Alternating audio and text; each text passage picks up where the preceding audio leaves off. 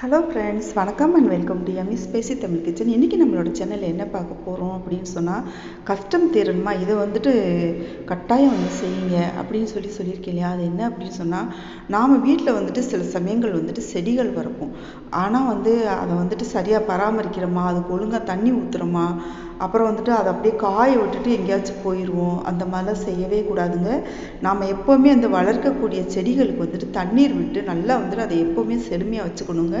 அந்த மாதிரி செழுமையாக வச்சுட்டு வந்தோம் அப்படின்னு சொன்னால், வீட்டில் வந்துட்டு நடக்கக்கூடிய விஷயங்கள் வந்துட்டு நல்ல விஷயங்களாக நடக்குங்க. இந்த செடிகளை வந்துட்டு எப்போவுமே வந்துட்டு வாட விடக்கூடாதுங்க. நம்ம வந்து அதை வாட விட்டோன்னா அவளே நம்ம குடும்பம் வந்துட்டு கஷ்டத்தில் வந்து தத்தளிக்குங்க. அதனால பாருங்கள், எக்காரணத்தை கொண்டும் வந்து செடிகளை வந்துட்டு அப்படியே வந்துட்டு அனாதரவாக விட்டுட்டு எங்கேயும் தூக்கி போடக்கூடாது.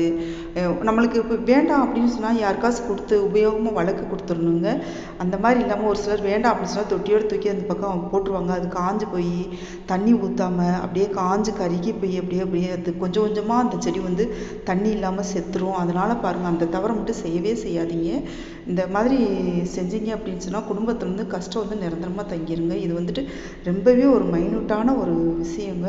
அதனால் பாருங்கள், செடிகள் எப்போ பார்த்தாலும் பாருங்கள் நல்ல ஒரு செழுமையாக வந்து வச்சுக்கோங்க. தண்ணீர் தெளித்தோம்னாலே போதும். செடிகள் வந்து கொஞ்சம் நேரம் அந்த செடிகள்கிட்ட போயிட்டு நின்று நம்ம அதை தொட்டு பேசிட்டு வந்தாலே நம்மளுக்கும் வந்துட்டு ஒரு நல்ல ஒரு வைப்ரேஷன் கிடைக்குங்க.